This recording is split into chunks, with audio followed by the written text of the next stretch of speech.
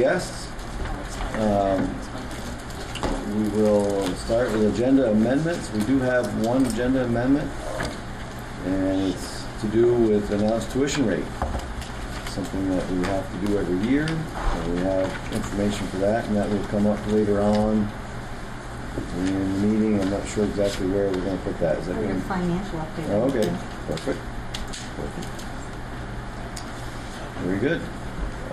Any other agenda amendments that we? All right, super. All right, public comments. I guess at this point we do have some public here. Would you like to have an opportunity, Jay? What I've done is I brought with you for you tonight a copy of the press release of the class action lawsuit that was filed late this afternoon. I think it makes a very compelling case.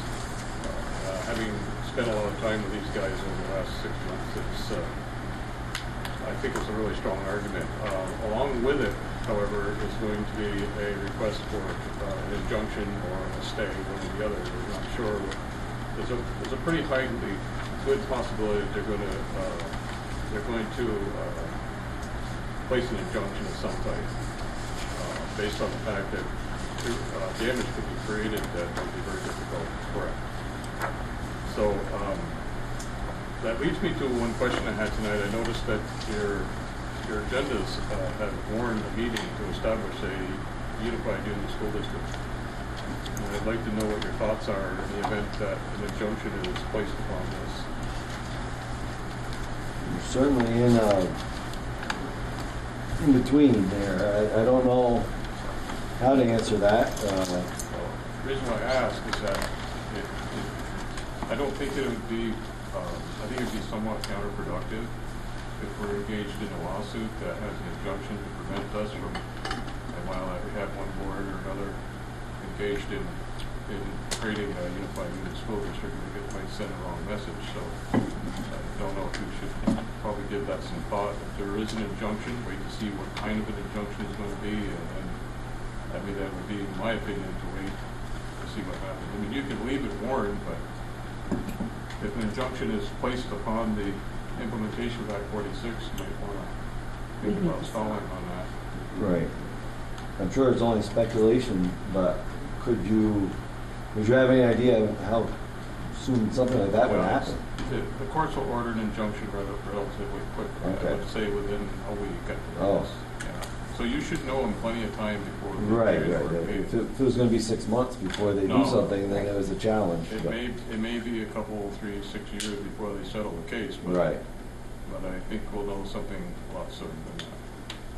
No, One way or the other. yeah, we have discussed that we need to warn the meetings because of the timelines. We have to follow the law as it is today. As soon as an injunction tells us to stop, then that's what we do, and we go right back to prior budgets and planning for things differently. Of course, that causes another dilemma that if something should happen where the injunction is lifted and everything, all of a sudden you're back to the races again. Right. And time, right. It takes time to do the things we need to do.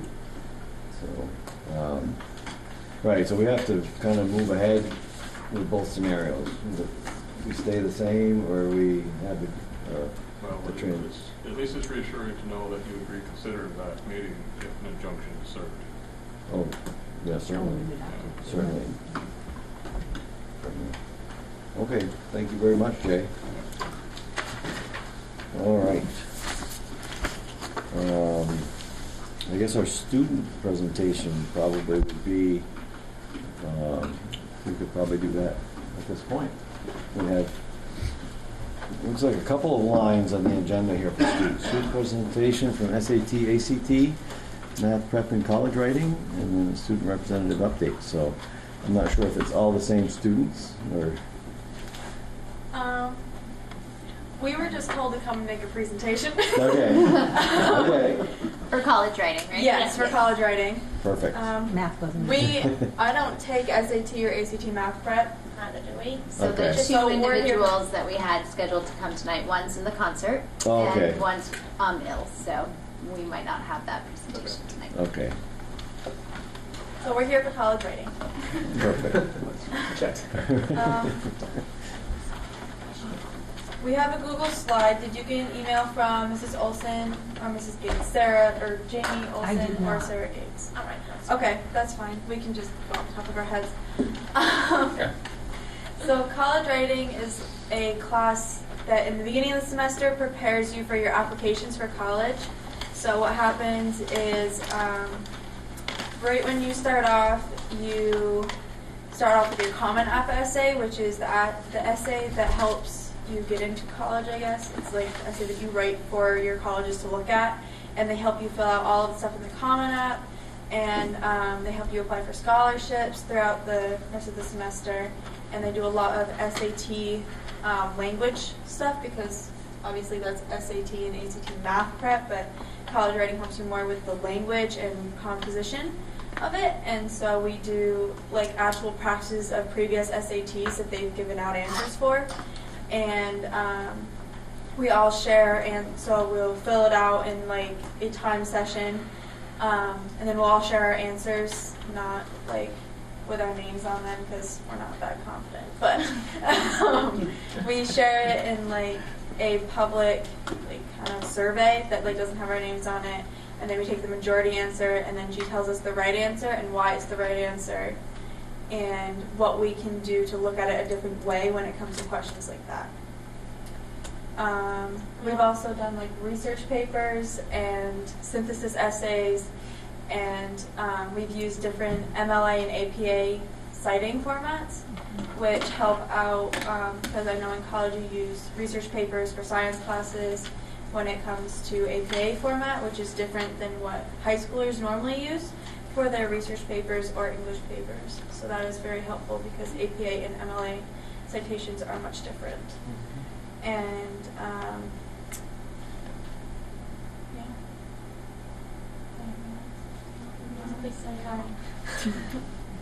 Now, since you girls don't have name tags and Yeah. our memories are not that great, Sorry. could you rattle off your names and what grades you're in? I'm Amelia Palmer, I'm a senior. Callie Parks, senior. Madison Corbin, I'm a senior also. Also, I figured it must be also. Thank you very much, ladies. Thank you. Thank you.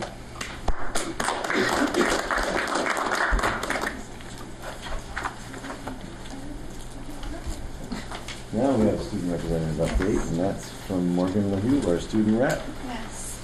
So there's a lot of events that have happened the last couple of weeks. Our student council had our coat, food, and toy drive. The numbers for the coats are in. It was over 1,300 coats that our school collected. And we also, the seniors went on a trip. To collect toys and buy toys at Walmart. And there was also several members today of the student council that went to the nursing homes. We went to a nursing home in Richford, and we went to a nursing home in Enosburg, I believe it was. And we just hung out with them. We sang some Christmas carols, and we just handed out blankets and socks and stuff to them. And it was just a nice evening of hanging out with the elders. And also on Monday, December 17th, I did a positive sticky note day. I wrote 1,245 sticky notes and hung them up on lockers. And I also wrote a staff letter to the staff in our school. Wow, very nice. I just want to say that from the principals, from the administration, from a lot of the faculty that we heard from, and from a lot of the students, it's just a special thank you to Morgan for doing that. I know a lot of the kids, at least the middle school kids, but they actually took them off the lockers. I know they had them at lunch, and they were giving them out to their friends, who they, so they saw some of the notes that were there and giving them out to special people that they thought. So kind of like almost repurposing them. Yeah. So, but we just wanted to say thank you. And yeah, it takes a tremendous amount of time to write out over 1,000 sticky notes. This And is my third year doing it. yeah. Wow. Yes. So it's a great message, and I know people really enjoyed it. So thank you. Thank you so much. Yeah, It's such a good thing. spectacular. I think we talked about in the last meeting possibly having a backup for you in case if you're not available. Yes. I don't know if you guys was that. We did talk about that. Okay. I think that she was just working last time, and so that we would find somebody, another member of student council. I had a meeting with my boss actually last week, and we decided that he's never going to ask me again. No, that's not That's not what we meant. No, but That's the way he put it to me, basically. But I mean, even if Yeah. possibly having another person that is also familiar with Yeah. what's going on, and that way it's not a huge commitment to Yeah. try and make it all the time. But it's good to have representation. Yeah, I think Miss Reginald and I talked about that when we met last week. I think it's a great idea.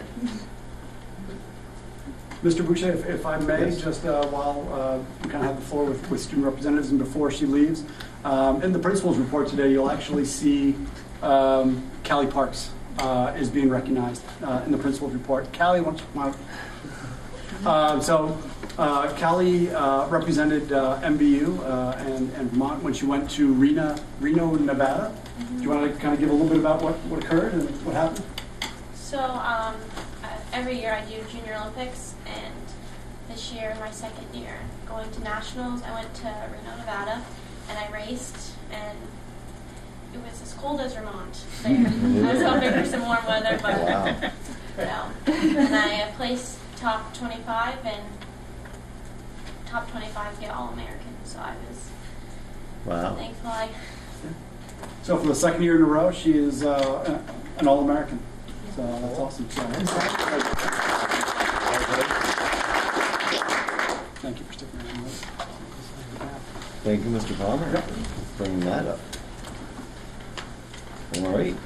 Any questions of our student representative? Hearing none. Thank you, Dr. Morgan. I guess that brings us up to adopting the minutes from November 15th. So I would entertain a motion to approve the minutes of November 15th, 2018. I'll make the motion. Motion by Greg. Do I have a second? Second. Second by Father Rob. Any discussion, questions, concerns? Hearing none. All in favor of the motion to approve the minutes of November 15th, signify by saying aye. Aye. All opposed? The ayes have it, motion carries.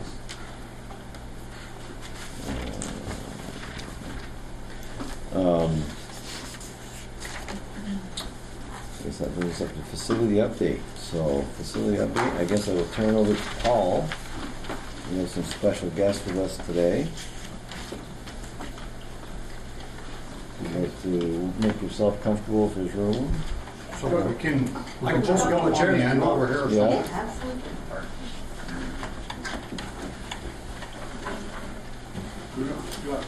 Put them together.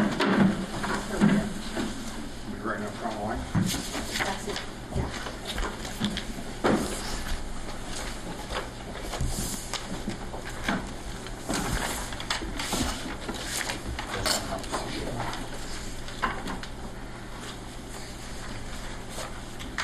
So I want to introduce part of the construction team for the bond vault renovations to the building and stuff.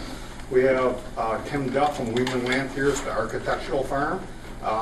Jay Lobera from DW's, which is our construction manager and be handling a lot of the oversight of the construction process.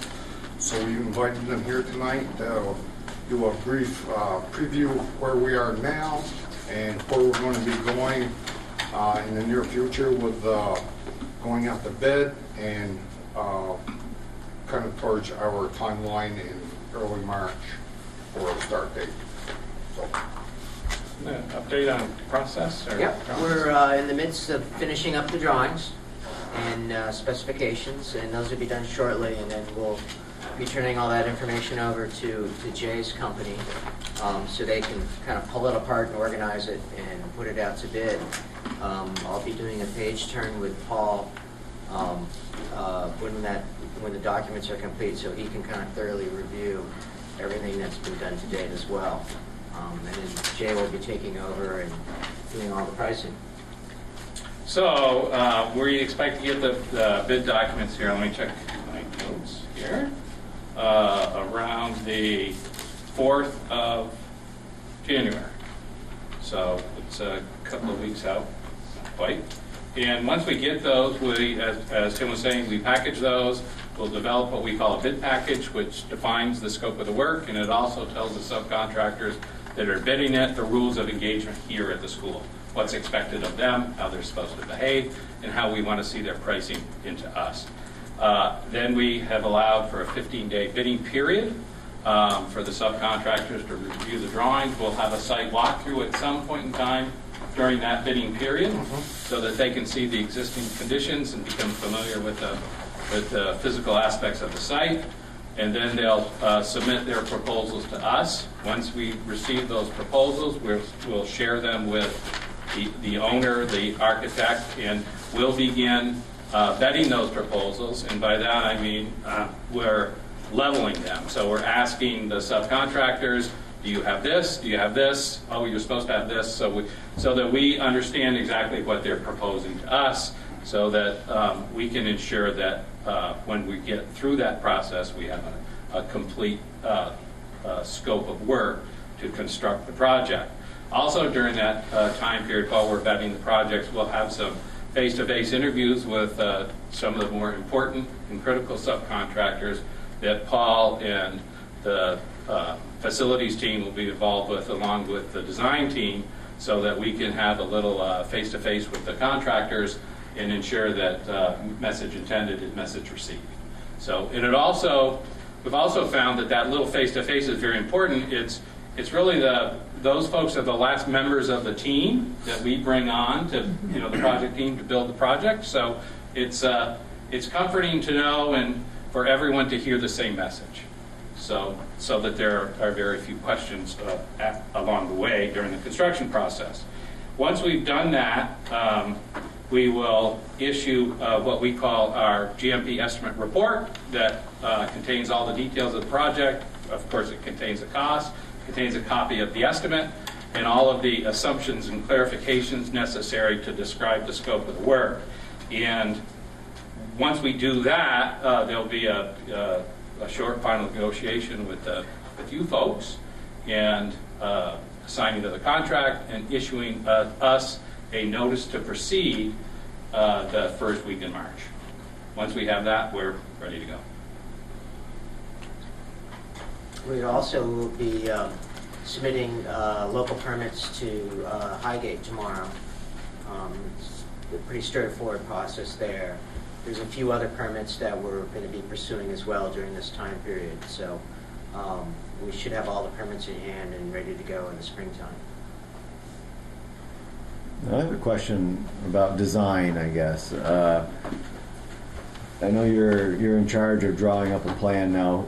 At what point, or who makes the decision, for example, do we use vinyl siding or brick? I mean, who makes decisions like that? I mean, I've been talking with Paul off and on the process, and we've had a couple of team meetings, and those decisions are kind of have been made and are being made as we complete the documents, and that's one of the reasons why I want to have that page turn with Paul, is to thoroughly review the documents when they're complete, that they conform to his expectations. And what we've been trying to do is to keep in contrast with what the school, the J-Pod, the main building, the brick, and a lot of the coloring to stay similar in manner.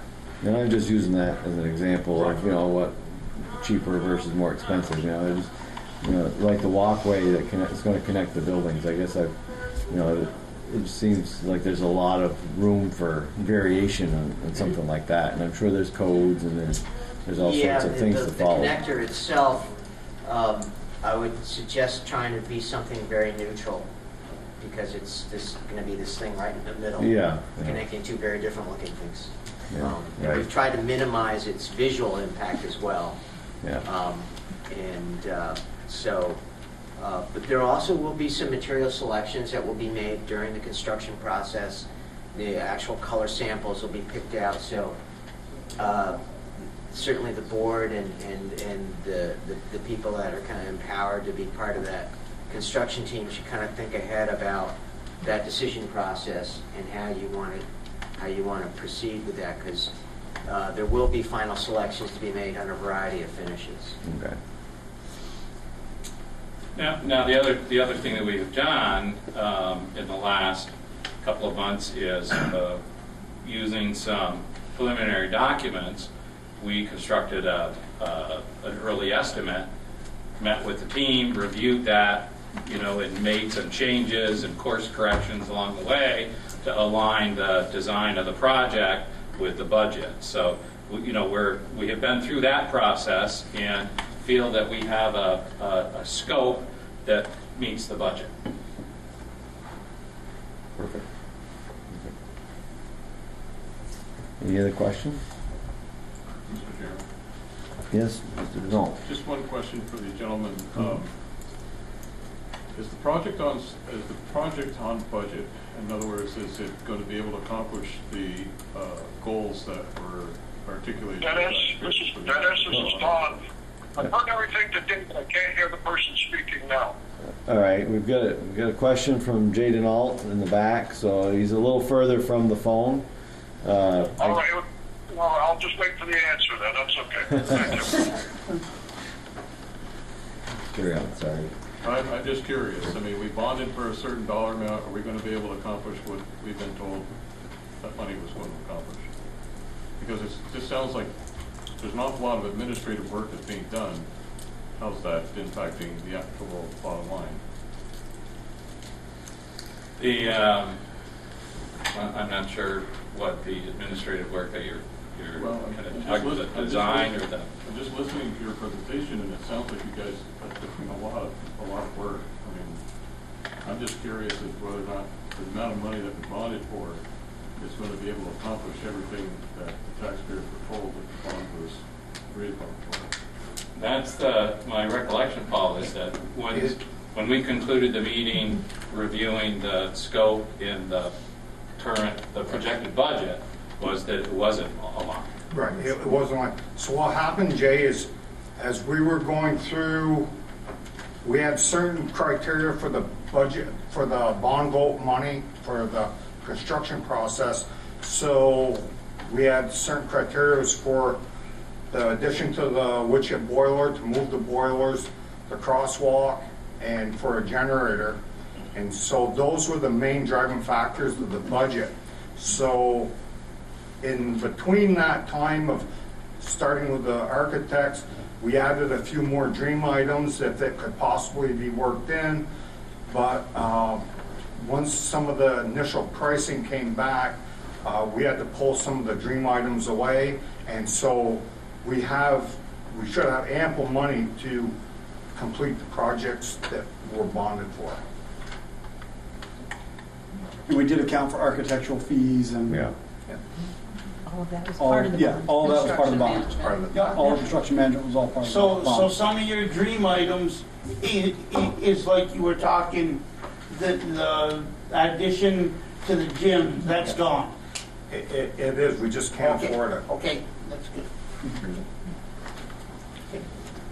What they're talking about is with the new gym and stuff, we were talking about possibly putting an addition on the outside of the band room and stuff for storage for gym equipment and things like this, because right now we don't really have any good storage down in that area, but we just couldn't afford it at this time.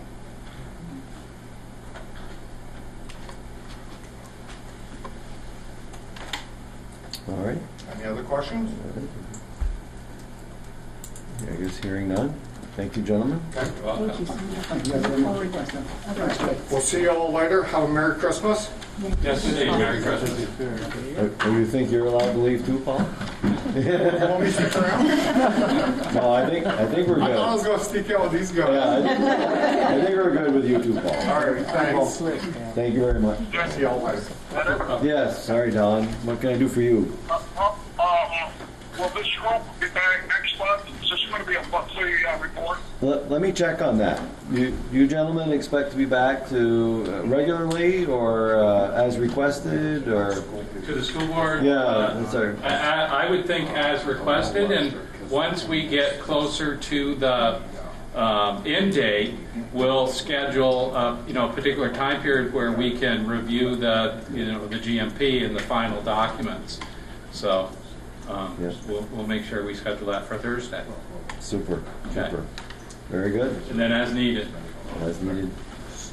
Perfect. They should pencil in a February meeting for sure. if March is their deadline. Right. We should talk to them before Right. deadline falls. Right, we'll keep Paul in the loop, and I think we can make that happen. So pretty much as requested, Don. Okay, all right. It'll pick up the pace, I'm sure, in another 2 or 3 months, but I'm just familiar with the system where you got monthly reports. Right. Looking clear for that month, whether it's architect or the general contractors, spokesperson, or the guy that's, right there on the job every day, keeping track of performance. That's okay. Thank you. Very good. Thank you for the questions. All right, and that moves us right into the financial update, and we can start with check warrant report, I guess. I would entertain a motion to approve check warrant report for the dates of November 10th, 2018 to December 14th, 2018 in the amount of $491,467.41. And yes, I would entertain that motion. I'll make a motion. Motion by John, do I have a second? I'll second. Seconded by Vicky. Any questions, concerns, comments?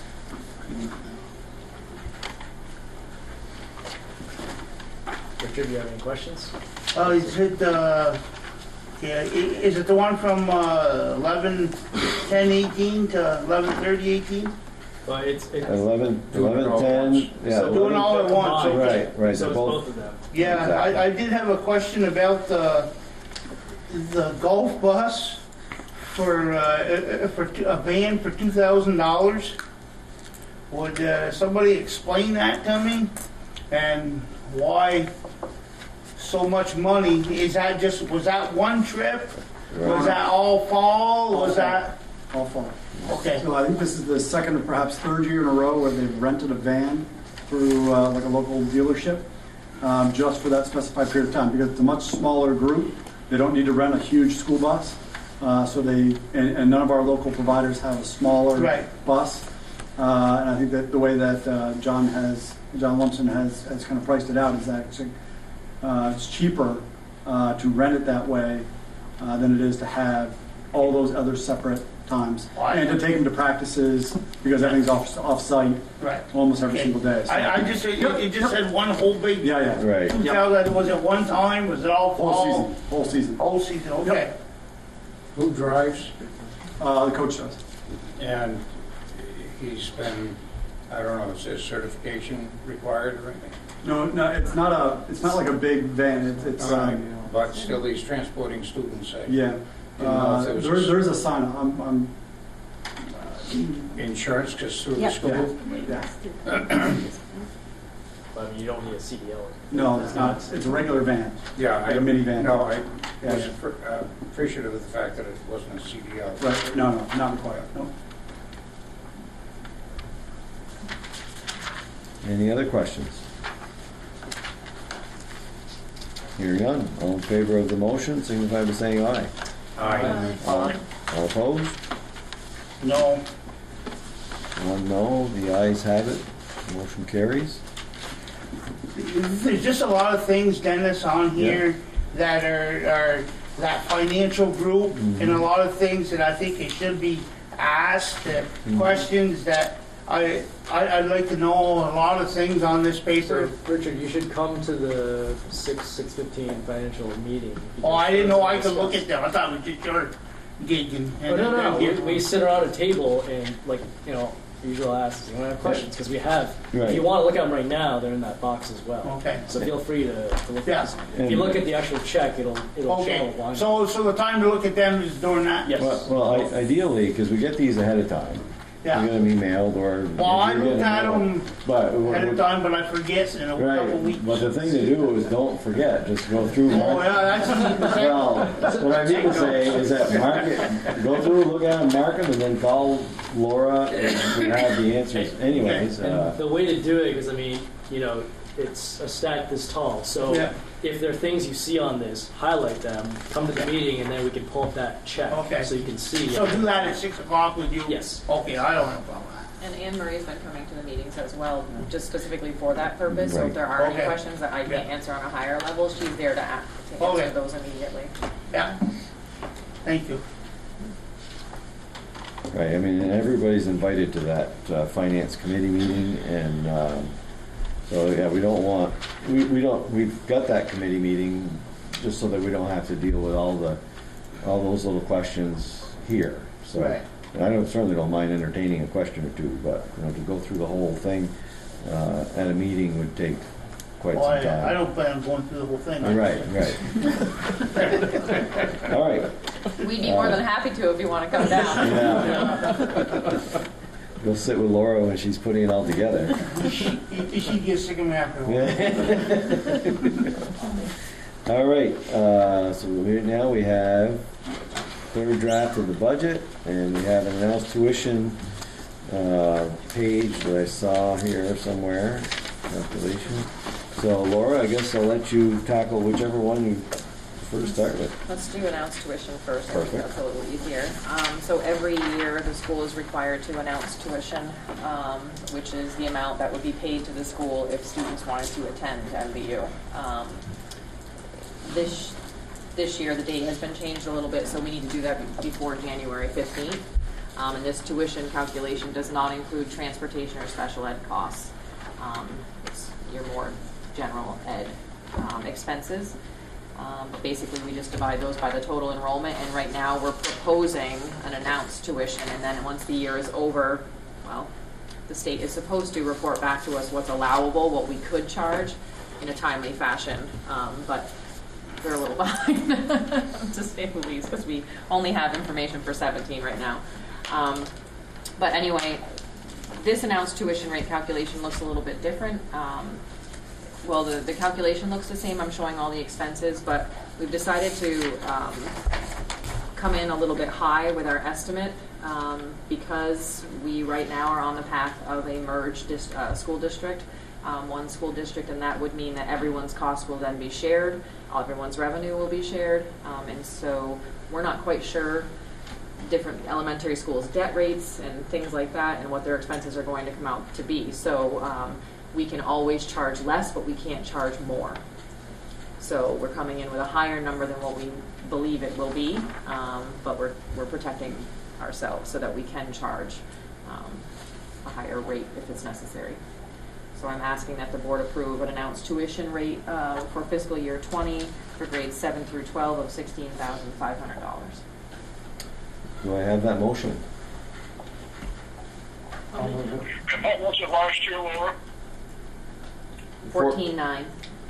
14.9. Yeah, it's like a 15. Right. Okay. Thank you. 16. So I've got a motion by Vicky and I think a second by John, or Rob. Okay.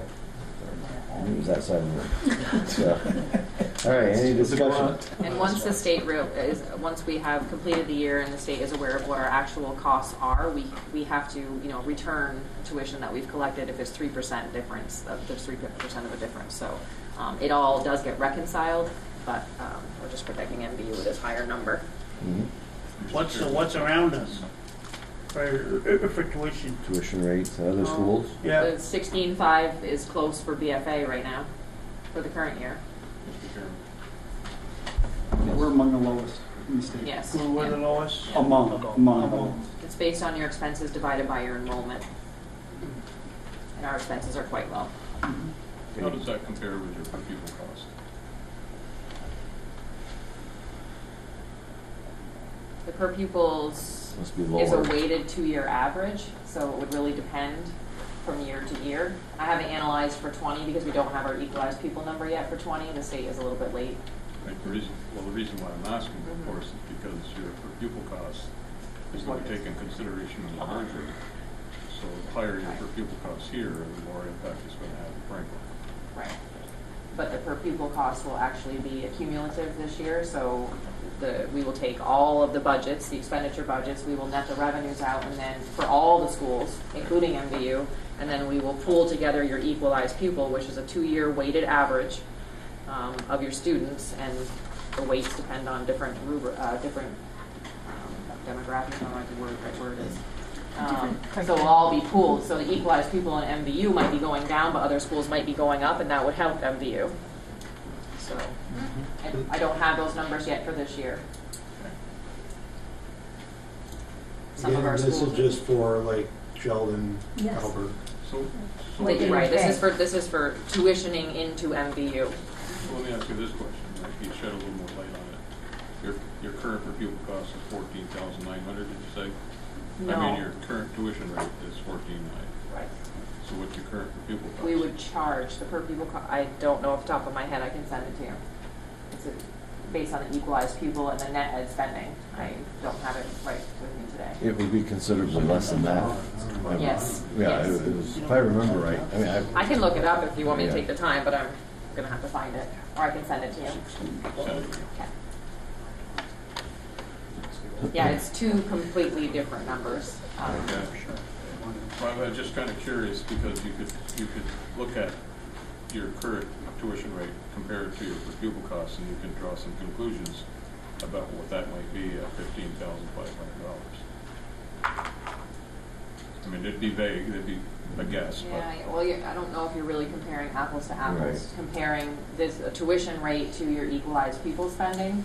No, what I'm Okay. saying is to look at what your per pupil cost is now, and just sort of unofficially, as it relates to the $14,900 tuition rate. You know what I'm saying? Just by comparisons.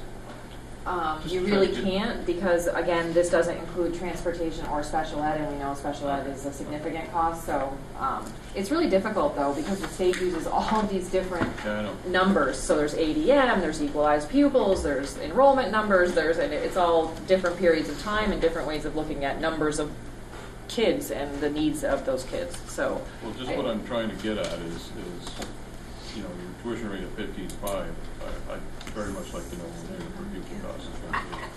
yes, and we don't have a calculated per pupil cost for this year because we don't know what our equalized pupils are. The Brad James at the AOE is actively working on that. When do you think you'll have that number? Once all the schools can submit the information with the new SLDS, which has been very, very difficult. So it's delayed, and I think they're having a difficult time evaluating the equalized pupils, the state. When I say they, I'm talking about the state, evaluating the different scenarios. Is it not merged? Is it merged? Is it voluntary mergers?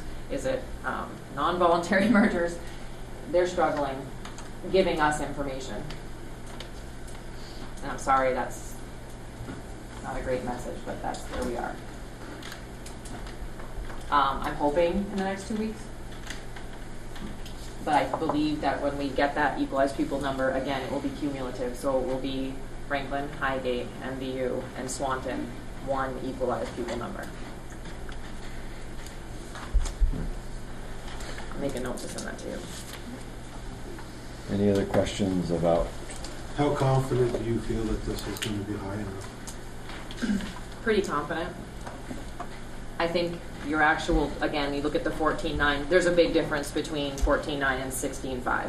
It's if you're looking at expenses or enrollment numbers. There would have to be a huge shift. I feel like this is Becky and I have talked about this quite a bit, trying to go high, and I think this is going to be fine.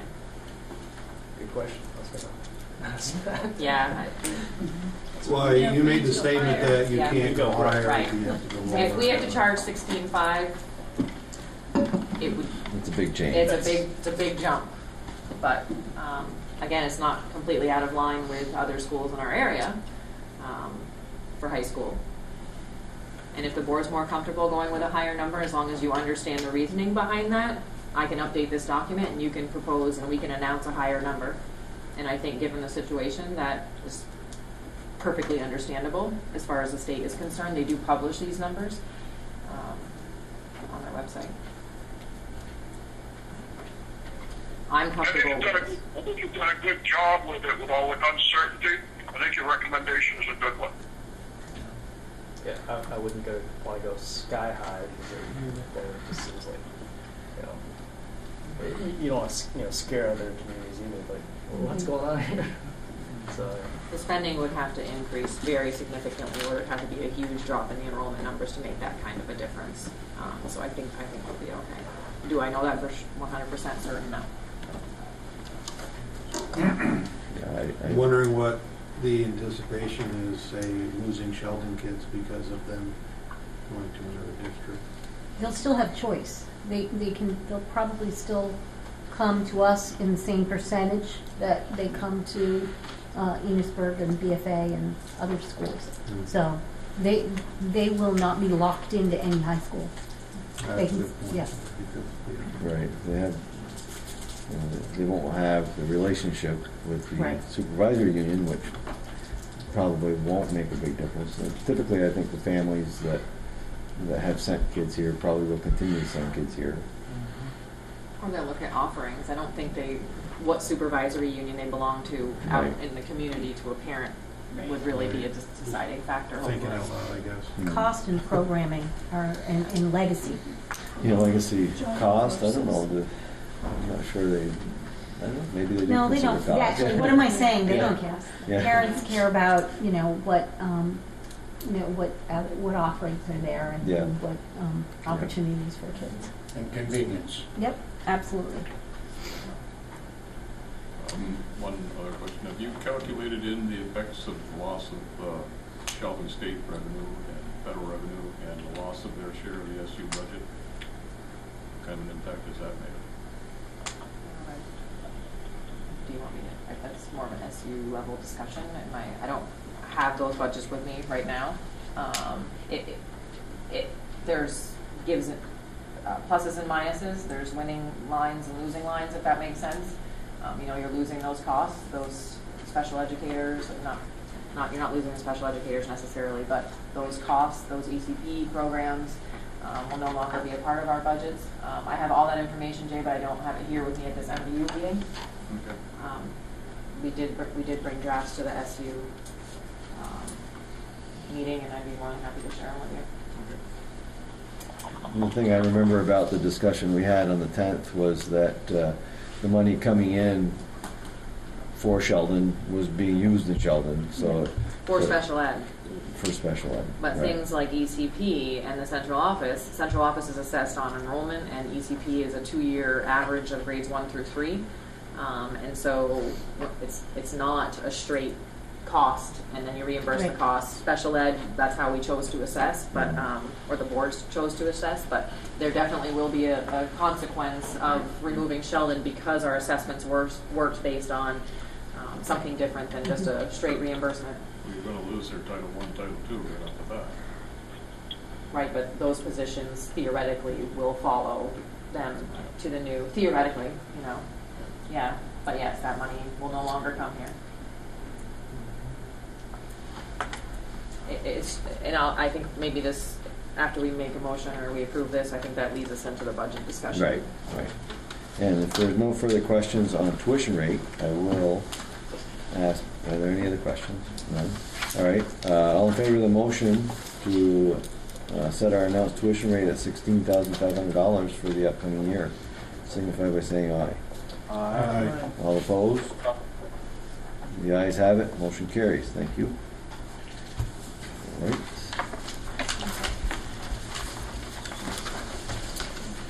Now, draft 3 of the budget. So we did talk about this a little bit in the finance committee meeting, but this is a different look than you're used to. Well, the formatting is the same, but the numbers look a little different than they have in the past drafts. What we are showing in this is a full expenditure budget, and we're doing this in all of the elementary schools as well. We are truly trying to capture all of the expenses that it takes to run MVU, regardless of their revenue source, and that includes the what used to be assessment lines. If we do merge, there will no longer be assessments. It will just be costs that everyone shares, and so regardless of the revenue, we wanted to show those full expenses in the budgets. And so this draft has no revenues netted out. So no IDEA B, no Title I, Title II, Title IV, there's no Medicaid revenue, nothing is netted out. This is just expenditures. So you'll notice in your assessment lines, or what used to be your assessment lines for early childhood program and central office and special ed, that those lines look like they've gone up significantly, where the costs truly have not changed significantly, but we're just no longer netting out those revenues. As far as the local lines, all of the department budgets have now been gathered, reviewed by the administration, and included in this proposal. That includes the plant and interscholastics. Plant and interscholastics are showing a bit of an increase. I think the administration can speak to that once I'm done highlighting the changes. Dental insurance, we now know that there won't be any increase. If you recall, there's a 10.1% increase to health benefits proposed for the upcoming school year, but dental insurance will remain steady, and it's been that way for the last few years. I've also included in this draft any positions that were not included in your expenses before. So there's an intervention position that was fully funded with school improvement funds. And it was just paid directly. The expense was not shown in this budget. But again, because we are trying to prepare to merge budgets and show all of those expenses, that position is now in the instructional salaries line. And then there's a stipend as well in the department leader line for that individual.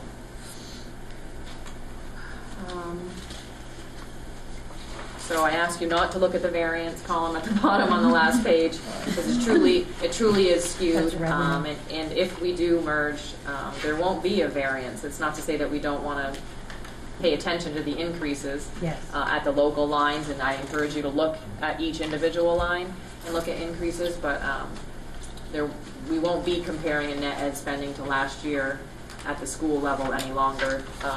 When we propose an article to the voters, we will be sort of starting fresh.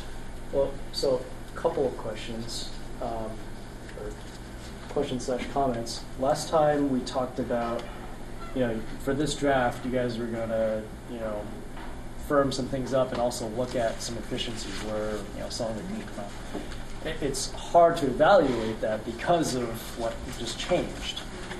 Well, it's really not, because your local lines, you can still look at your variance column. Well, yeah, that is... Only the assessments would be that way, okay. Yep. But, generally I'm not paying attention to, where there might be assessments. Is it noted that there's changes from assessments or revenues in the notes? The only, I believe there is, but so let me point out where your assessments are, or where your assessments used to be.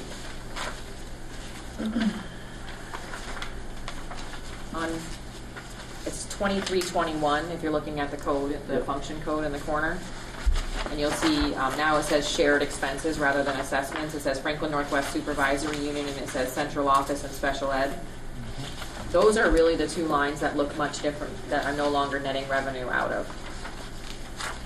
All the other functions truly are reflective of the actual increases to your locally controlled So those budget. lines, if I look at draft 2 compared to draft 3, but that's an actual variance.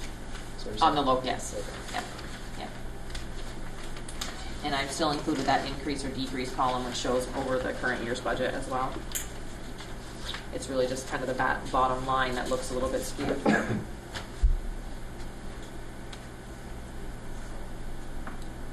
But if I look at the subtotals for each, so just look at the first one, instructional programs. Mm-hmm. Right off the bat, there's from the last draft, 106,000. So that's real. Yes. Okay. Yes. Okay. And then we added. Again, though, in teachers' salaries, where I was just talking about, so if you look at the 1,100, 110, John, that's that position that I added in. It's not truly a new position, but we're trying to show all of the expenses regardless of revenue. So I've moved her in to show the expenses. She was funded before. It was just a direct payment from school improvement grant. Okay, so that's another, the revenue side isn't being called out though, is what you're saying. Typically this time of year we would be bringing you the revenues and we would be bringing you a tax rate calculation or what we thought it would be. We have no information to do that with at this time. We don't have equalized pupils. We're guessing at revenues, and revenues will no longer be applied that way any longer. it will be a merged budget and the revenues will come off the top. So as we move forward with this process, Is there a way to, so is there a way to take the revenues into account in the current budgets, like the 2019? So basically, back those out of the 2019 as well, so that we can see in apples to apples versus apples to orange. You know what I'm saying? So Yeah, I basically make We talked about the it. anticipated, budget. Or if even if you can't do 2019, 2018, obviously we have got full numbers for those. But I mean, yeah, if we can. so again, make that really line. the only lines, so yes, we can try to do that, and that's what, we've had another board ask for that, is in regards to the assessment lines, I would look at those line by line assessment budgets that you get at the SU level. That's going to show you your increase. There won't be an assessment to MVU to Yeah, show you. I'm not worried about the assessments. Okay, Even so like then the only revenue other lines. line that's changed Okay. that's not real is Yeah. that one line where I've added that teacher in. That's the That's only it. other one that's Okay. skewed, All right. yes. But That was it. I'm going to be working on what you're saying, but I was kind of thinking more along the lines of the assessments doing that too. But in MVU, most of your positions were in. It was just that one that was straight funded with school improvement. I just have one question. The special project, the water line project, it shows budget of 125,000, no actuals. But then our budget's that again, but then we decrease. It's a shift. Did we just move where we put it, or? Water line. Because we did that. No, we I know did what- that I this know what- summer, right? Yes, We and so paid it's for paid it. in 19, you're not budgeting for it in 20, but I Right. believe that's moving in, yes, that's moving into your debt service line on your bond. Okay, thank So you. it's for a different purpose, but it's really a shift, we're still keeping those funds I active. if that figured, makes but I sense. just wanted to Yeah. understand. Thank you. Yeah. And again, in a merged budget, we won't, and Becky and I have been talking a lot about this, these specific lines where it says water line project, we will be tracking it and we can report on those projects and we'll be using project codes and at any time we can pull, but we won't be reflecting them all separately in this kind of a format anymore. So at any point in time, we can report on it, we can answer questions, we can track, but you won't be seeing like a water line project and a capital reserve and a bond payment. You have to ask per building. Thank you. So again, what we really wanted to ensure that the folks, given that we're moving forward as if we're merging, because that's the way things are today. We have a lawsuit that was filed, but barring an injunction, we have to act as we're moving forward. And then an injunction, we would regroup. But at this point, the board chair and the clerk would be on the temporary transition board that would be looking at the merged budget.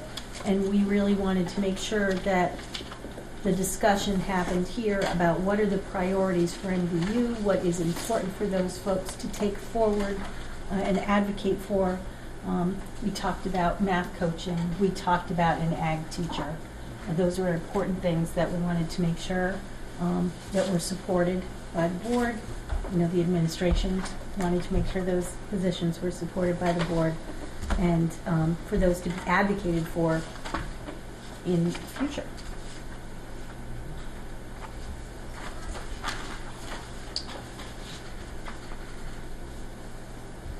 I guess at this point, draft 3, we're not gonna, there's no action to be taken No. on draft 3. So unless there's other questions, we've had some great questions about that. If there's other questions, now's a good time to ask. Dennis, this is Don again. Yes. There are people in Swanton, maybe in other towns too, that spoke with me about putting the football money in the budget and doing away with this separate article. I indicated to people who spoke to me I was not going to be at the board meeting tonight, so I don't know what's going to happen. These people may want to come to the January meeting, but regardless of what we're going to do, I think at some point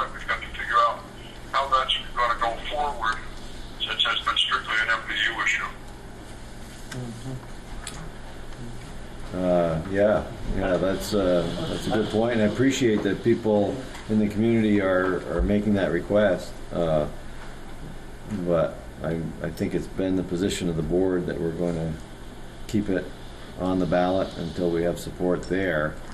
So. But this board will no longer exist. That's right. That's interesting. I think we need to make a decision whether we And put I it don't in the know, I budget want or to get get rid to a of lot tonight. I'll probably, before our January meeting, have information and talk with you, Dennis, Right. and Julie, because I don't know, there's a legal process with a petition that asks the board to do certain things. I know you can ask for articles, but I don't need a big discussion tonight, but I didn't want to blind somebody Right. if this does start circulating.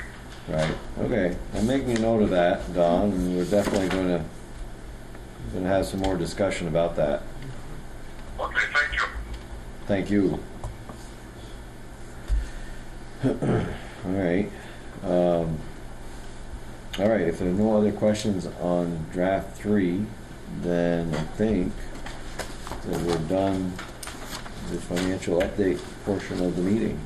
So unless there's any other questions for Laura while we have her still here, I don't think we need to keep her around for the next 3 hours. So we want to make sure she can get back to work.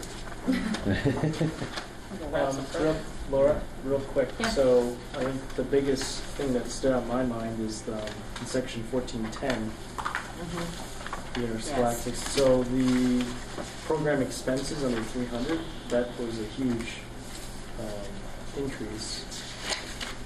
What is that So capture? we received the rest of the department budgets much earlier than today, but this interscholastics we just received today, Okay. and we're meeting with Jay Hartman and John Lumsden. John Lumsden tomorrow morning to review that, but I think Dan has some insight as to. We went over that budget just the other day with John, and we found it was almost as if there was $52,000 added to it, and John's like, I didn't add that into it. I'm not sure where that came from. And that's part of why they want to meet tomorrow with Becky and with Laura to kind of go over that, because John was as much of a, he's like, I didn't put that in. I don't know where that came from. And we're like, why is that in there? And he wasn't exactly sure. So my guess is that that is going to, that section right there is going to come down. Because we had the same exact question, like, why is that there? And he wasn't sure. He wasn't sure why, like an extra. But the other 110 you had mentioned. There's, there was, I believe, $15,000 for the PA system down in the gym. You guys have all seen the gym. It looks great. One of the major complaints that we're still hearing is that the PA system, it's the speakers that are down there, it's really hard to hear people. So looking to get a speaker system down in there, a PA system. And there was also a couple of outside scoreboards to update those. Softball's been done. But I think this is for soccer and for the baseball fields. Those are some of the major expenses. So it's stuff that just hadn't come in yet. Correct. It's not an actual increase to anything. Correct. Are there So- any more of those that Well, we there's are expecting? $160,000 in increase is what we're saying is 50,000. We need to figure out why. Yeah, 'cause we- I know. Are but- there any more chunks like this that we're still missing that we? No. Okay. I believe we have the plant and we have, yes. What's the story on the track? You keep going around that, Dan. You get scoreboards and nice curtains and everything, and we're missing that point. There's, One of our biggest goals. Don, you still with us? I'm still with you. Okay, and Don's been with me on this. The biggest thing was 2-3 years ago was to get that track up so we can have a meet in 2020. And when we did this bond vote, it was said that we couldn't do nothing to the track. While we were going to put bleachers in and fix the floor. While we put in a new netting system, $13,000. We put in a curtain. We put in brand new scoreboards. And people are asking me, what about the track, Richard? Our administrators are getting what they want, but the track isn't getting done. We did some work with it. We got to finish that track. We got to have a home meet here. Wait, that gym was good enough to have a home meet with new bleachers, all basketball games with new bleachers and scoreboards that we had. We got new bleachers, we got new floor. You can play basketball. That gym, that track needs to be fixed. And then we gotta find some money before we get into all this consolidation and stuff. We need to fix that track. So there is some money in there to put up a fence line, because we had talked about that. And fence line's great, but we also gotta fix that track. That track isn't ready to have a home meet yet, Dave.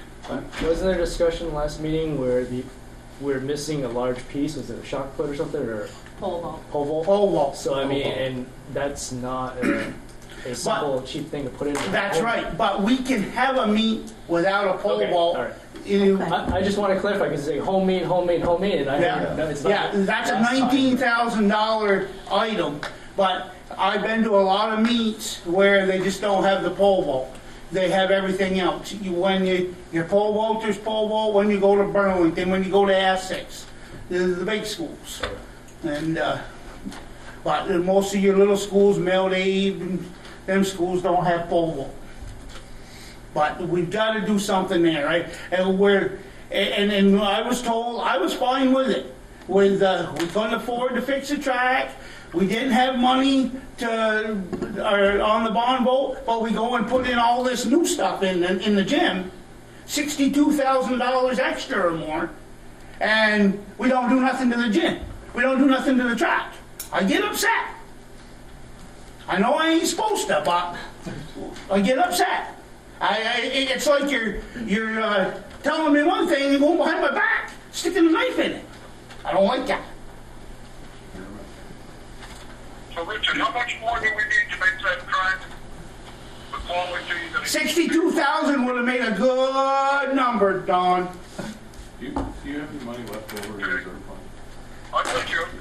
I remember the conversation. Spend every dime of it. My tongue for saying it. I was going to say, what's going to happen to Spend every that? dime of it before you merge, before June 30th. We have several schools that have capital reserve funds. But what's what happens to it? A lot of MVU's capital reserve is earmarked already. Right. I wish Paul was here, but Yeah. Well, I know the big thing coming up is the roof, and that's something that we're probably not going to have enough of that. I'm telling you, spend every dime before you June 30th date. We could do that. It would be easy to do. And I bite my tongue for saying that, but spend It's every dime you earmarked, got. but it's not Don't leave like anything behind. it was physically voted by the voters that money is going to the roof, right? For instance.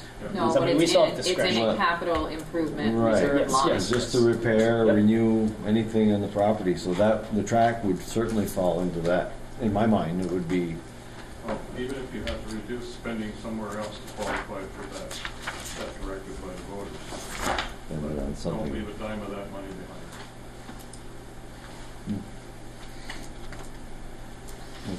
Let's make note of that, and, Yeah. I hate to say it, but I think that's a good point. You just never know what's going to happen after this. I know, I wish Paul was here because he had emailed me looking for a balance, and I think he may have had some proposals for the board or some things that he was thinking about. I don't really feel comfortable getting into that without him here.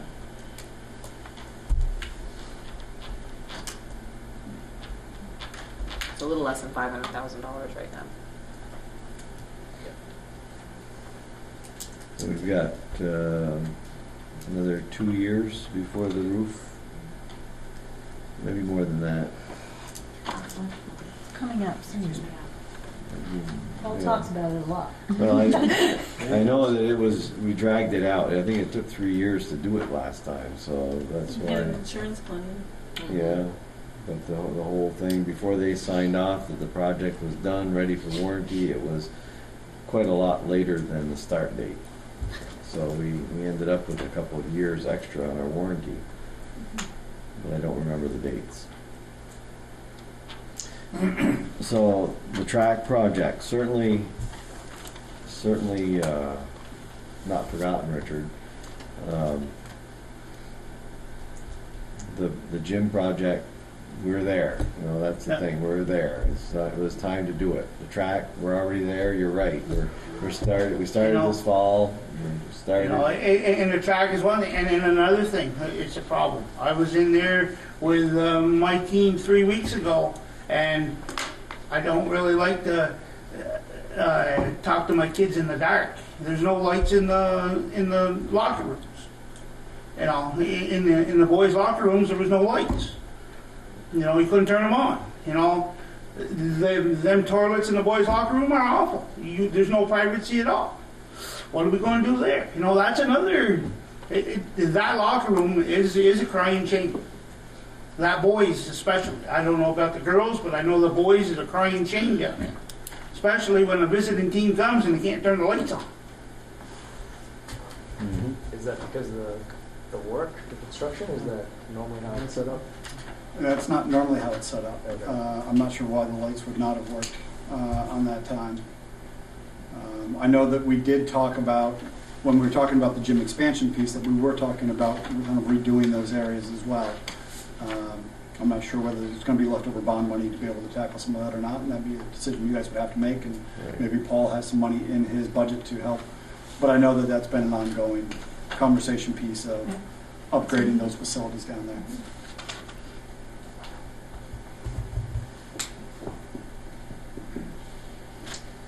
You have anything to add to that, Don? No?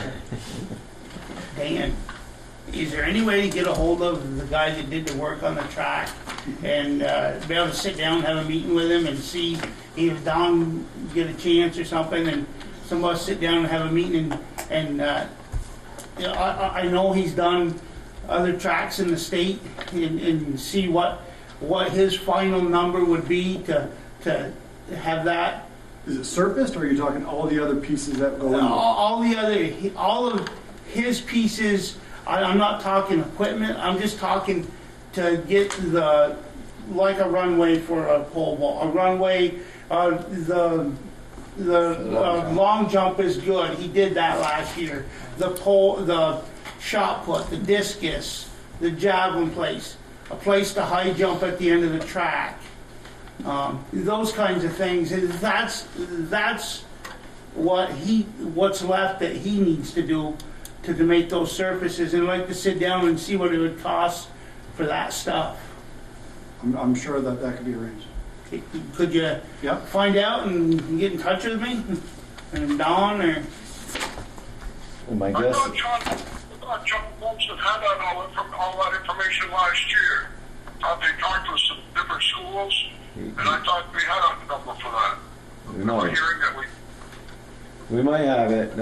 We'll do a little research, and I guess just if it's something that we can do, then I would think we've got the next 6 months to prepare for it, to line up that kind of work. this isn't that big a project, and I wish I was there face to face, but going back to what Richard we talked about before, I think we have an obligation to, whether it be a committee of 3 or whatever, between now and January 17th to come up with a hard number and find a way through budgeted funds or carryover or whatever to make it happen. Are we talking more than 15,000? I'm Has sure. to go out to bid. Right. Well, that's what Or I'm you have to thinking. solicit 3 bids. And we have 6 months before they would do that kind of work. You'd have You time. can get an estimate right now. Right. We've got time for that. And we've been talking about the track since I got on board. Yeah. So, I'm sensitive to it too. So I think if we could do so, especially if we've got a transition coming, we do need to do it. All right. So Dan, will you work with Paul on that and let us know? John? I'm trying to figure out how we got there. How did we get to that? What were It was in budget. What were we budgeting? Okay. Oh, there's your scholastics. Yep. Yep. Okay. Is there any other discussion about those kinds of things? money things. Paul had just brought up an issue with potentially the support staff in his custodial salary line, just to keep that. That would be the only thing I'm aware of as a change that might come up in the next draft. So is there a note to have all this ready for the next meeting? John Lumsden's information on the track and I'd be shocked if he Paul's- had the bids and everything within a month's time. Right. But- He might have. No, I mean, the information that he already has. Okay. I Let's thought have ballpark. somebody said something about Yes. that Ballpark information numbers. already. And he doesn't need to have bids now. I think he's, one estimate would be enough to And budget. then Paul's projects that he, whatever, and then how much money we have left in the capital reserve, so that we can have these discussions sooner than later. And the other thing I made note of is the article about the football program. So Yes. if we can figure out what we can do and what we can't do with that, and I think that's your job, so. Whether that goes to town meeting as an article. Right. I'm not sure there's anything, I think we can make that decision. We consciously chose to Right. put it as an article. We You could have could easily choose just put it in the To budget. put it in here, Yes. and that would go to the transition board. Or you could choose to continue to have it as an article, and Tran- then it's when does that happen? is the Right. next question. This would probably be the last year that it would make it to town meeting as an article. My feeling is either we don't include it in the budget or we include it. I hate to keep, Mhm. doing this article thing, especially the transition board. Mhm. My guess is that it would be a different climate this year than it was 3 or 4 years ago when we did include it in the budget and our budget got defeated. Whether it was because of that or not, I'm not sure. But Well, it's still not supported by the community. I'm sure it was the money. That's just my opinion.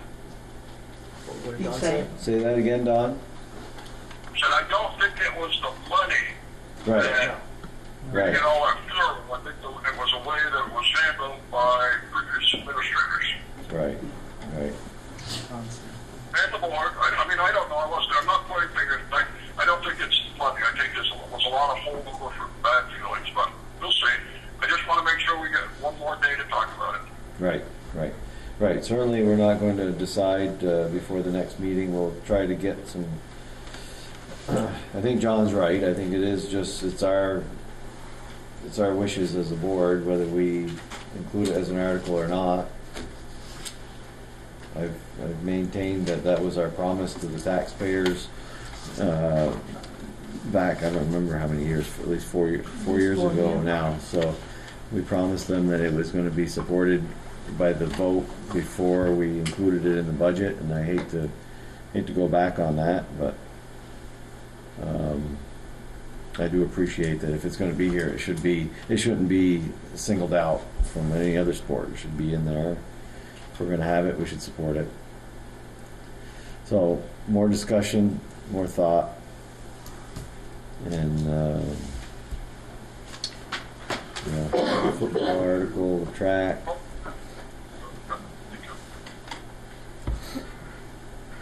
My question, though, is really, because it would be for expenditures next year, it would be the transition board that would put the article before, and that would be in April. So if you really want to have it in the budget, then it would be the time to really think about whether you want it to go forward and advocate for that or not. I think we need to have it settled before the budget goes to the transition board.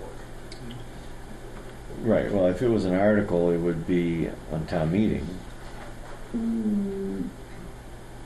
Because after town meeting, the MVU board is not going to be, Well, you'd still exist. we'd exist, but we're But not it would putting be an the article to transition vote. board that would be putting the article out because it would be for next year's expenses. Mhm, mhm. It's all very straightforward. I'm not sure I follow that thinking, but, all right. So, yeah, I guess we have to decide amongst ourselves whether we want it to be in the budget You or would not. still have time at your January meeting. Definite. Absolutely. What's gonna change from now till the January meeting? Well, a lot could change. Yeah. Right? Well, that's true. That's true. It Do could we be have another MVU board meeting before the transition meeting? the The 17th. 17th, Okay. so that's Right. before. Just Yep. before. I guess we need to come prepared for that. Right. Okay. Well, I'm gonna decide that one tonight. I think that brings us to principal's report. What great timing by Mr. Hartman. He's come just in time for the principal's report. Welcome, Mr. Hartman. I understand you've been busy. How was the Outstanding as performance? Good. Couple of good nights of music. Great. Great. You'll see in the principal's report, we have the gym grand reopening on Monday, November 26th. It's about an hour long. Just kind of thanked everybody that was involved in it. Kind of got to recognize fall and winter athletes, various clubs, powder puff athletes, rock and jazz bands, cheerleaders. So it was really well done. So a special thanks to Lindsay Didio and John Lumsden and Paul Gregoire and his crew for putting it all, helping put it all together. Just recently, on Friday, December 14th, 12 Humanities in Action students from Lauren Conti's and Courtney Molinaire's classes attended the second annual Vermont Student Summit for Personalized Learning. That was held down in Barrie. From what I understand, our students did an outstanding job while there and were recognized as having some of the best personalized learning projects that were there.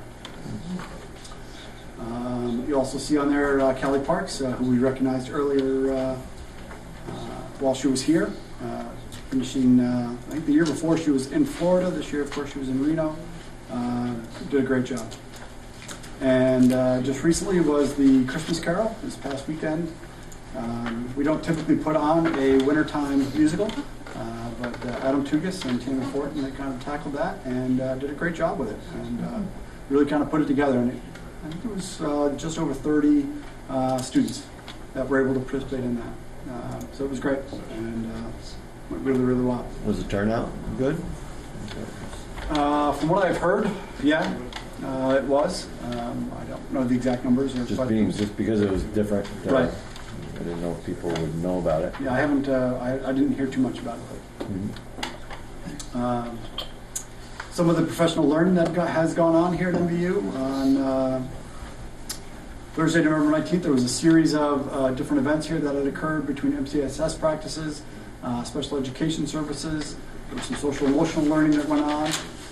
MVU received 2 of the bleeding control response kits where all the faculty and staff were trained on how to use tourniquets. So we actually have we actually just got our 3rd one in, which day was it? Tuesday, I think. The bleeding control response kits. And so what Paul's going to do is order special little kits, and those will be placed throughout the building so that every faculty member here is trained in that, how to stop major bleeding, whether it's legs, arms, wherever that may be. Math best practices recently was held on November 26th and 27th. I participated in the 2nd round of Math best practices professional development. Again, talked to some of our all math teachers, but especially concentrating on some of the younger ones that haven't been here as long. The interim SBAC training was held on Friday, December 7th, whereas 5 MVU staff members participated in the S2 session on the interim SBAC testing and learning how to go through that. New teachers in the instructional framework were last Friday with Tina Bilgrim from the Marzano Research. It's a good way for them to help kind of build up their enthusiasm, their skills, kind of pick them on up a little bit, provide them some more training. And the science best practices has been this week with Liz Miro, and working in particular with our grades 9 and grade 10 science teams. So, may I ask a question? Yes, sir. I'm not wanting to be the dead horse, but we had parents that were very excited about science standards, and and what we were doing to kind of address that. What's the feedback from especially those parents that were the most concerned? Jen, do you want to speak to? Yeah, so we made a number of changes beginning probably in April last year based on some of that feedback to create accelerated options and pathways for students. Those options have been formalized in this year's program of studies, so they'll be published at a time that allows us to respond with the appropriate number of course sections to meet student need. And we've been doing ongoing surveying with our 9th and 10th grade students about how challenging they feel the classes, how rigorous and challenging, how interested they are in the topics, and other questions like that, so that we can monitor how students are feeling about the work and make sure that we're responding appropriately as well. What's the feedback, Jen? So we did a survey just last week of students, and in terms of how challenging it is, most students feel that it's about as challenging as their other coursework. And in terms of how interesting it is, they feel that they're as interested as they are in other things. So I have actual survey data that I can share with the group as well. Was there a survey done before the changes were made? I'm just curious what the delta is. So we started the survey in reaction to the feedback that we received. So the survey was done at the beginning of the year, and then we actually made some adjustments to it based on some of the science fair feedback that we had gotten, and we had a 1 to 5 scale. That's the standard scale that Google Forms provides, and we changed it to a 1 to 4 scale because we were getting lots of 3s, and that wasn't necessarily giving us the data that we needed. And thank you for working hard to make those changes back in April too, because that's very difficult. People who haven't worked with that don't know, but it's very difficult, so thank you. And Mr. Daly asked me to extend a twofold invitation to the group. So the next meeting is on the 17th, which is the night of the science fair. So he would invite you to come and view the projects ahead of the meeting, but he's also looking for judges. If you're interested in judging, I have the contact information and whatnot that you would need to get signed up. And one other thing that happened since we wrote the report that I think is worth mentioning is last week the monthly book recommendations that were published in the St. Albans Messenger were 9th grade students from MVU. They provided recommendations for books, which I thought was a really nice addition to the paper. And also this morning we had our third coffee and conversation with administration. 4 or 5 Yep. people there, including some alumni. Our next one is scheduled for January 31st. I just have one thing, if I can. I had 2 parents bring up to me about the cross communication of, like, they had NJHS had an event for kids during the Christmas Carol matinee, where there, I don't know, I didn't get the whole, but there was a couple other things, like the basketball had an event, and Swanton had started their youth program, so it conflicted. If there was a way we could communicate the master calendar so we're all working together so that we get, like, our younger kids involved with, like, the matinee, like with the Christmas Carol, having kids come in, that'd be a really positive. I was like, oh, it's probably just a simple, everyone's trying to do their thing and head down. And yeah.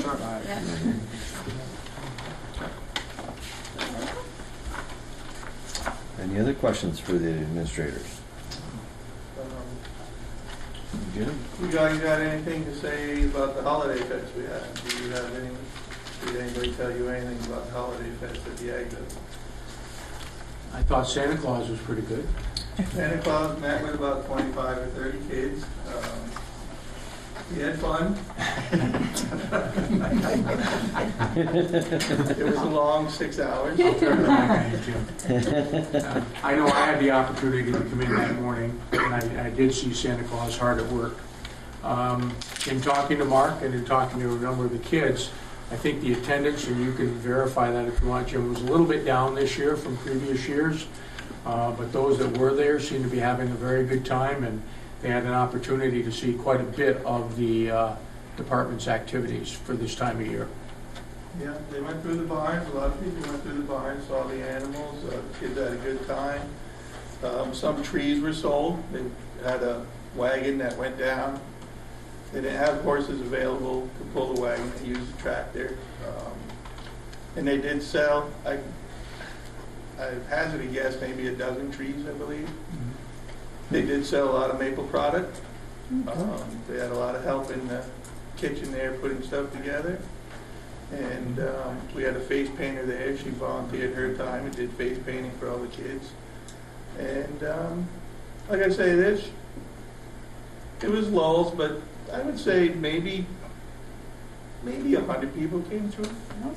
Give or take, parents and their kids and stuff. And I believe they did some good advertising too. They said they put out flyers and stuff. Maybe we need to do more. But in general, people got an idea of what we do over there. Good. Thank you, Jim. Is the webcam still up on the donkey, right? Yeah. I do not know the Yes. answer to that. Yeah, so we have a pregnant donkey, which last time she was pregnant got a lot of press. I think there were thousands of people who had checked in on the webcam All to over find the out world. about the birth, all around the world, to find out when she was giving birth. So there's a webcam up on her now. I don't have the address, but she is. Well, it must be on your computer. I might be able to It find must be a close, it must be an open tab. Page a couple weeks ago. Probably find the link. Website or Facebook. So She's pretty big, I know that. Right? yes, she is. Yeah, Expecting soon, any day. yeah, that's exciting stuff. Not every day you see that, huh, Richard? Right. Unless you're up on the Gore Road.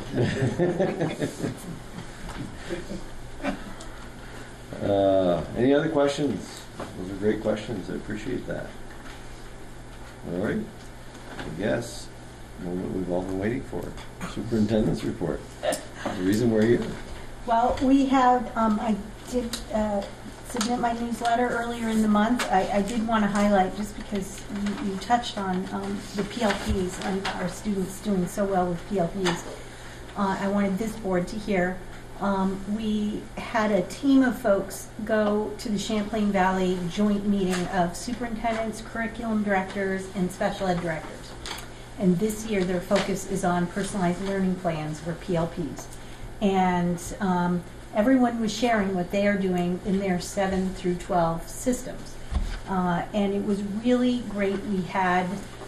I was there, Tanya Hayes was there, Kosha Patel was there, Jen was there, Linda Rouse Turner attended, and Leslie Rainville from Sheldon came as well. And we talked about how PLPs are done here at MVU and shared what our thoughts were, and that where our focus had been and where we'd like to take it in the future and make it even more meaningful for students. But the better part of the meeting in many ways was going around and listening to what other school districts were doing, really realizing that MVU is in a great position compared to other schools. Some schools really focused on it, but I really got the sense that a lot of schools were still figuring out what path they wanted to take. And so there was a lot of professional learning from each other, and I was just impressed by how Jen and Linda and the other folks really presented MVU and shared the work that's going on here. So I was just really proud to be part of that. And what I did want to shift into is an opportunity to talk about that organizational meeting that is warned to happen. Let's see if I can do this cleverly. Probably not. I'll give it a shot. It is warned for the 23rd. We had to warn it by law within 30 days, and it had to be held within 60. We scheduled it pretty much as late as we could, given town clerk schedules and board schedules and so forth. seemed to be the one that works. What I wanted to make sure the community saw was just what it is that people, if there is no injunction, so if there's an injunction, we don't have this meeting. But if there is no injunction, what people would be voting on. It would be a town meeting style meeting where certain things, the communities of Franklin, Highgate, and Swanton would come together, be checked in by the town clerks, and they would vote on how they want to do business. So I think it's just important that the communities hear what it is that people would be voting on. So first, you would be electing a temporary presiding officer, which is really like your moderator. And we asked attorneys, there was a meeting to help guide school districts that are being merged involuntarily. Somebody asked, why a temporary presiding officer and then later a moderator?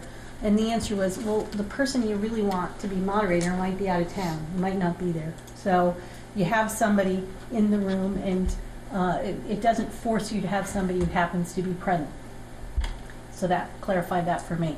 So we'll have a temporary presiding officer who will then run the meeting for us, adopt Robert's Rules of Order, and then elect a moderator, a clerk, and a treasurer.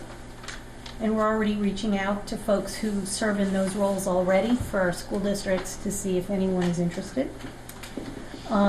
We would set our annual meeting. We were speaking earlier about, would it be town meeting day? Would it be a different day? The electorate at that meeting can pick a day anywhere between February 1st and June 1st. So it might be the week before town meeting. It might be the week after, somewhere in that range. I know Essex, Westford, has a later budget vote. They do it later for some reason. Now, here's the big one that's come up already, because each community wants to do something different. And the town clerks, I met with the town clerks to speak with them about this, and they said, well, this is going to be the hot one. So whether we vote by Australian ballot or whether we vote in a town meeting style meeting. So, bless you. Thank you. Either we vote on the budget and other public questions and the board members by Australian ballot and have an informational meeting, and then, we've spoken at some of the other board meetings about how we could have on town meeting day, there would be possibly opportunities to inform the public, because that's where people are. So you could go to Highgate, you could go to Franklin, and do a presentation either before the board meetings, the town meeting starts, or during lunch, or something like that. Or you would have a special meeting of the town, of the new school district. And that would be, things would be voted from the floor or paper ballot at those meetings. So that will be decided by who's in the room. So it's important that all three communities know that that's going to be decided. And it would be a change for someone, no matter what. Also, you would be voting if you're going to compensate the treasurers and the clerks and the moderators and what that amount would be. We will work to get estimates. I will call around to other districts of this size to see what they do, because it's a bigger job, for sure. Establishing provisions for payments, so the cost of warning the budget meeting, for example, being able to pay for that, that needs to be approved ahead of time by the electorate. Authorizing the district to borrow money pending receipt of payments. You all do that every year. We would need to do that as well for the new district so they could make payroll at the beginning of the year. And then determining whether the new district would either have an annual report book that they published and mailed to everyone, or whether you would have one available online, maybe copies at town clerk's offices, and you mail a notice of that availability. So that's a decision also that needs to be made. So I just wanted to make sure people knew that, if we do end up having this meeting, it's important that people attend, because there's decisions to be made about how you want to do business. And that's what I have. Did you catch all that, Don? I did. I caught it last night. I got it beginning to understand it. There we go. There we A go. little road show going here. Actually, Julie, you did a great job. I get more concise each time. Practice, practice, practice. It's a different group, but that was good. That was good. Any other questions about that? It's that organizational. No, we had a date, right? The 23rd Okay, I of see it here. January Okay. at 7 p.m. I see here at the bottom of the agenda. Yep, fine. I will say, having come from states where all the districts were unified years ago, that if folks have questions about how those larger boards work and how everyone gets a voice, I can at least speak to that in 2 different states and how it worked there. And you know, my sense is, having been in Vermont, it'll be 4 years in May, that Vermonters will be certain that every voice that can be heard will be heard. And I think that's important to remember. We're not going to lose who we are just because a board pulls together as one group. But I can speak to that from translating it as best I can from what I understand here to kind of help people to see how it works, because it is kind of mind-boggling when you haven't been doing business that way. Right. What time is the organizational meeting? It's at 7, Okay, sorry. so more people can come. And likely the new transitional board, well, those folks would be sworn in that night, and we would likely warn their first meeting to be that night, even if it's just to schedule future meetings. So Julie, Oh, hang on a second, Don. now there's 3 of us up for re-election, or so do we still go get petitions, or what do we do? Just stay in limbo, or? Well, you do not, I think we'll have some answers, but with if there's an injunction, I'll send out an email to everybody so that you could run out and get petitions, because you would want to do that. If there isn't, I'm talking in circles today. If there isn't an injunction, and the new board would be the only one running on town meeting day, and that would be 2 from Swanton, 2 from Franklin, 2 from Highgate. Now, That if would be you're the up, chair and the clerk. no, running. Running. The chair and the clerk is for temporary. That would be from January 23rd. Yeah. Right. Well, one's a temporary transitional board, and the other one is transitional until July 1. Yeah. So I know, and I know you want to hear me talk about it all day. But what would happen if, say, Eric, if your seat is up in March, for example, the rest of the board could appoint you for the rest of the year. So unless there's an injunction, I don't think you need to you wouldn't be going on the ballot for the local boards. But if there's an injunction and we're not transitioning anymore and we're on hold, then we'd want everyone to run for their seats. Or if the timeline was too short, if the injunction took too long, longer than the clerks needed, we would appoint people. I'd cover myself and get the signatures. If I were up this year, I would cover myself and get the signatures. Yeah. I Just mean, in it can't case hurt. there is an injunction. So you keep us informed Absolutely. what way to go? Yeah, yeah. And our school attorneys have been in touch with the litigation attorneys, and they're going to get updates. So we'll get updates that way too. I'm sure Jay will drop me an email. Well, I was just going to say that the issue of equal representation is very much in question still. They based it on, as I mentioned before, Barnes versus Mount Anthony, and the solution to that was a combination of proportional representation and at-large voting. So the question that's not been resolved yet is what do we do if we get 3 or 4 people that have nominating petitions from one town? So like say, for example, if proportional representation is the rule of the day, we're required under Act 46 to comply with the Equal Protection Act of the state U.S. Constitution. So that would mean theoretically Swan would have 4, Franklin would have 1, and Highgate would have 2. So under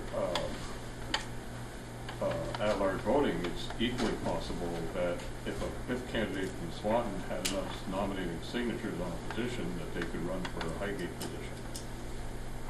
They can't run for both Highgate positions because the law says you have at least 1 member from each town on the new consolidated board. But there's a lot of variables in the interpretation of combination of proportional representation and at-large voting. So there's no guarantee that you're going to end up with, in the end, the kind of representation you're talking about tonight. The voters will have quite a bit of authority in deciding that at some point in time. We started out that way, but Right. I don't think you're going to end up that way.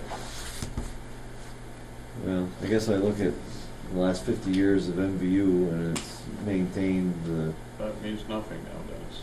Well, I understand it doesn't mean anything, but nobody's ever challenged it that I know of. And I do. I know it's been challenged too. It was challenged when I was on the board. it's not because you were on the board, is it, Jay? No, well, it could have been, but the reason why it got challenged is because the board made a decision not to take us the lowest bid on transportation costs. So one of the transportation providers made an issue of it. And it was pretty touchy for a while. I'd rather not see that happen again. Right. But, I mean, this is a whole different ballgame that we're in right now. I mean, all bets are off. Do we know who's up for re-election? I also might inform you that the attorneys that are working with us to try to protect us are of the same opinion that the issue of proportional representation or equal representation won't be supported by Anthony versus non-Anthony case law. So just a word of caution. I mean, Well, I know that's been a big concern. nothing we can do about it. That's been a big concern from day one. I mean, there's absolutely nothing we can do about it. It's going to be what it's going to be. So Dennis, are they go, or Julie, whichever one, is it gonna, like you vote, do we vote, each town votes for somebody, or do we do like we do now for the MVU budget, everybody votes in the 3 towns? Yes. Right. I believe that's true. So, Today. Yeah, today that's true. John, I'm gonna send a quick email to Perrette to check on whose seats are up. Yep. Mine's up. I know, I we think keep it's talking Richard, about it, John. so I know. And Dawn. And yours is, I'll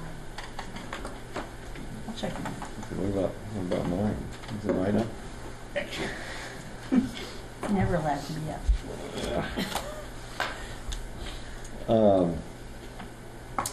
All right. So we got all those notes. Yes, I do. Lots of things. All right, so that's going to be a big one, January 23rd, and we'll be meeting on the 17th anyway. So More to come. we'll be prepared for the 23rd after the 17th. Are there plans on the 17th meeting to, obviously the football thing, but I think we should dedicate a good chunk of time to figuring out what this board wants of the transitional team. Right. I think it's only fair that, we Should represent what the MVU board wants. Should definitely have some guidance there. You're right. As soon as we know what that is, what the MVU board wants. Before we talk about that next time, because after that, it's on, Right. It's kind of out of this board's hands. Right. Yeah.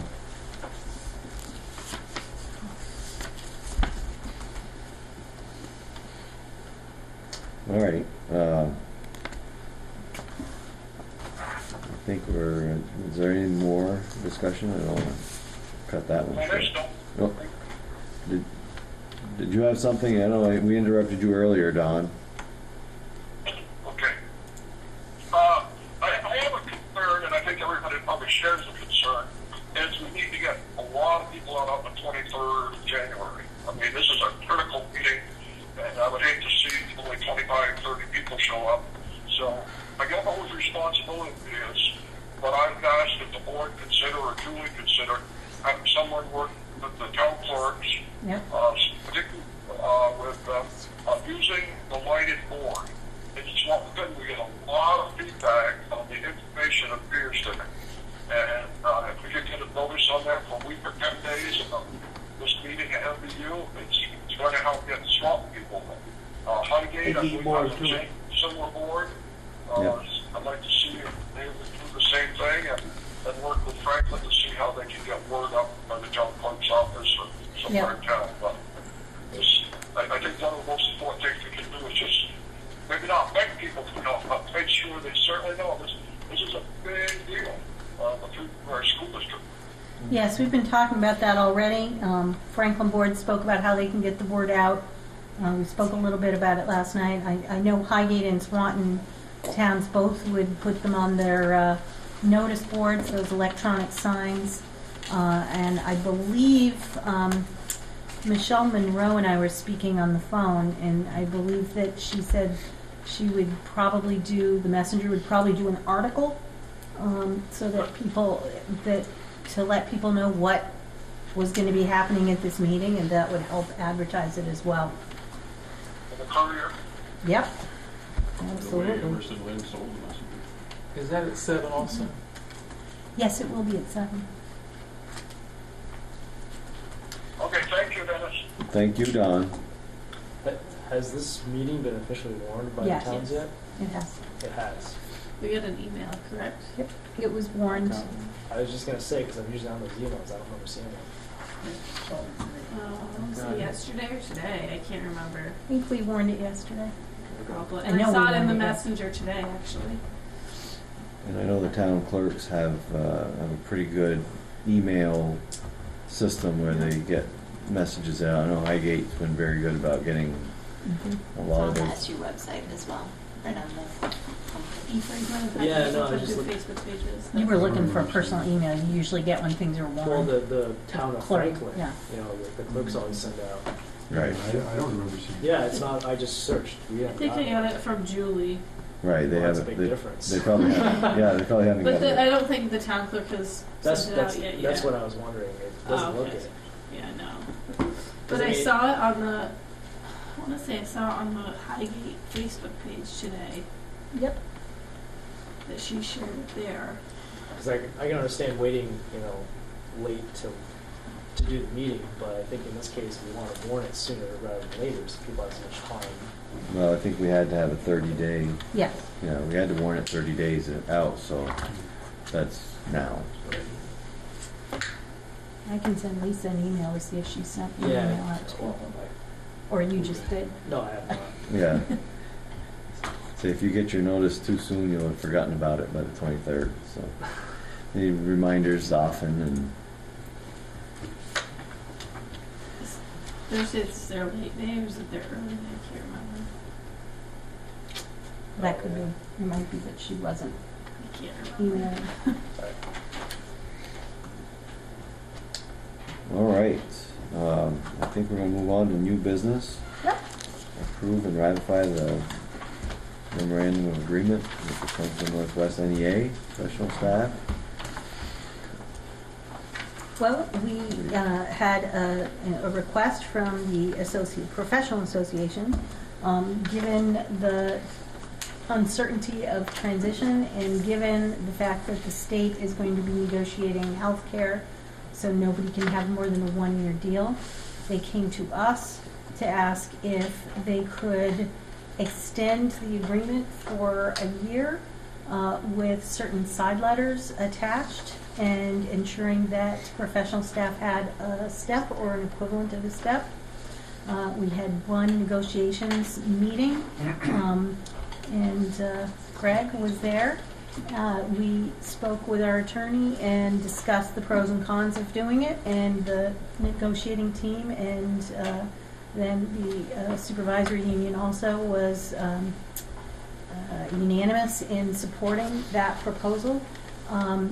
The increase is an average of a 2.6% increase in new money, which is very good for our community compared to other communities that are negotiating. The side letters, one is a side letter that was because something was inadvertently left out of the master agreement, and that was that teachers should have prep, and I don't think anybody thought the teachers shouldn't have prep. And the other side letter is for teachers, professional staff, as well as support staff, and that was to have the health reimbursement arrangement have the employer pay first and the employee pay last. That was put in place because of a change of provider before, and then when we looked at the cost and benefit, it was really no different. So since it was so important to the employees, and it didn't really make a difference to us as employers after all, and it will be out of our hands in a year, everyone thought that that was certainly fine. And we're doing it for support staff as well, because nobody wants to administer two different kinds of plans. It would just be a challenge. So the other school districts are approving these, and if we have a new district, that new district board would need to approve it as well. And then the association will have told us that they will be having a meeting to ratify. So we'd be looking for a motion to approve this agreement. Their date's incorrect. I know, and which one? Oh, On the this one got first fixed. Does it, Be the an copy older I copy. have, we know. Yours is right. Yes. And I'm going to say that that Suzanne Dermeyer from the Vermont NEA wrote that and made the mistake, but we caught it. Of course we did. That's okay. She won't mind that I said that. All right, so I would entertain a motion to approve and have the board chair sign memorandum of agreement with the Franklin Northwest NEA Professional Staff Association. I'll make the motion. All right, motion by Richard, second by Greg. Any other discussion? Hearing none, all in favor of the motion signify by saying aye. Aye. All opposed? The ayes have it, motion carries. We got two different ones. Yep, because each side letter. All right. They're all going to be stapled together. All right. Okay, you have one other item under new business. Like the transitional. Oh, so, separate ordinance. that old thing. The default for the folks from each local board that would be on the temporary transition board, watch my terminology here, would be the board chair and the clerk, which would be Dennis and John. If they're both willing to serve, that's all that needs to happen. If one or either of them has other commitments or isn't able to do it, then the majority of the board could vote someone else to do it. MVU gets a seat on the temporary board. 2 seats. We won't have a seat on the permanent board. but- Correct. That's so that you can represent your budget. That's the primary reason. So unless there's someone else in the room, or someone that's not in the room, would be better, that really wants the job. Don, I understand you're probably already going to be a part of the game. I'm going to be fluffing strap, which is Yep. fine. Yep. Wonderful.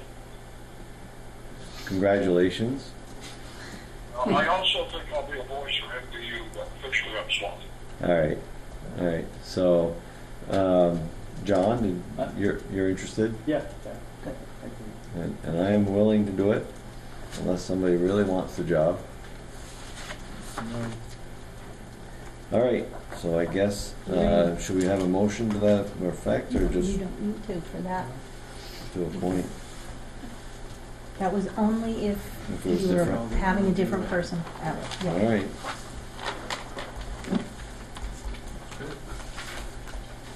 Julie, did we need any action on the truck time limit? No, sir, that was part of the agreement. All right, so next meeting dates, Franklin Northwest meets on the 2nd of January. That'll be right here at MVU.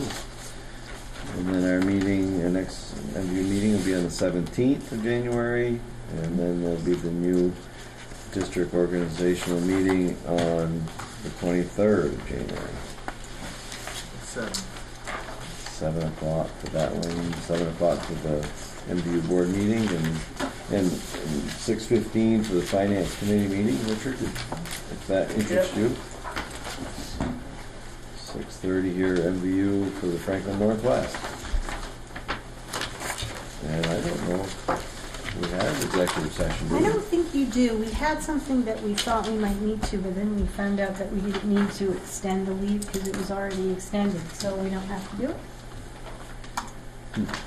So that was pleasant. Yeah, I I'll second that. don't know if we can accept that motion because it's just too early.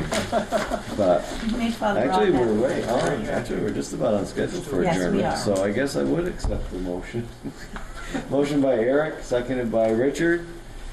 Boy, I just hate to end it, but yes, maybe we should have discussion. Should we have discussion about adjournment? I don't hate that we're ending it, so let's get to it. All in favor of the motion, signify by saying aye.